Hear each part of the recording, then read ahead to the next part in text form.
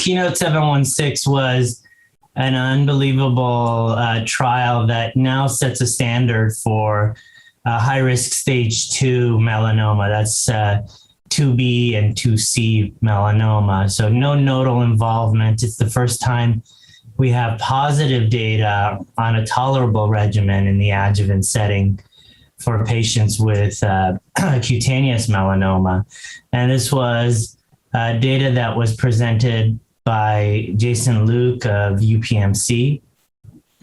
And we know that, patients with stage 2B and 2C melanoma are high risk of disease recurrence, and that we know that there is a similar risk for them long-term as far as survival, similar to stage 3 disease. So as pembrolizumab was approved for the adjuvant treatment of stage 3, we looked at stage 2. So this is a phase 3 randomized double-blind study of anti-PD-1 therapy versus placebo.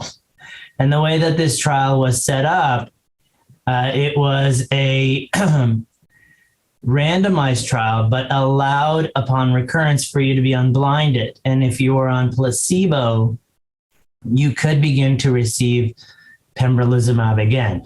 So this will give us the long-term data on early versus late, similar to KEYNOTE-54 for stage 3 melanoma. Why is this important? It's because stage 2B and 2C constitute about 50% of all stage 2 disease, and that's equal to the number of all stage 3 disease. When we looked at this trial, it looked at patients from age 12 on up. So there's a pediatric population that was evaluated here.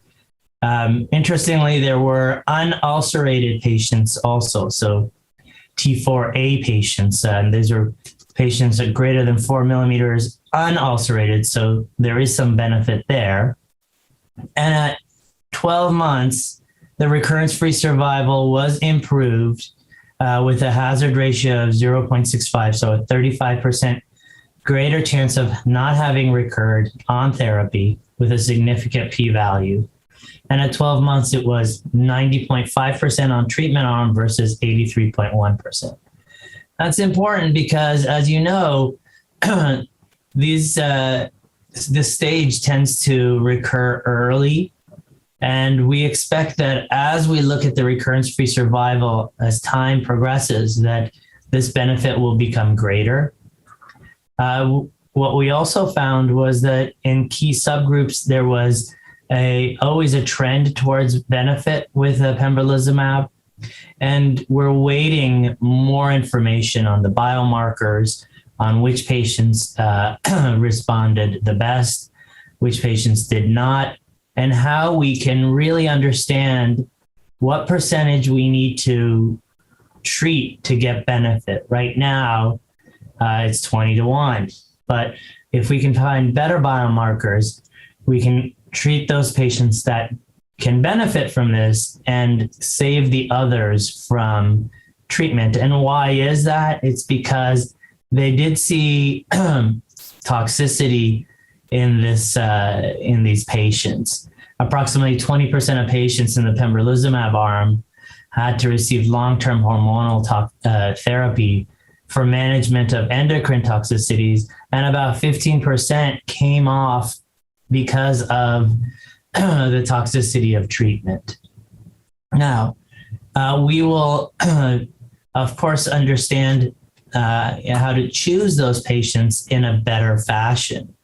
How we probably are going to utilize circulating tumor DNA. Some trials are looking at that post-operatively. If it's positive, maybe those are the patients that receive adjuvant therapy and other biomarkers.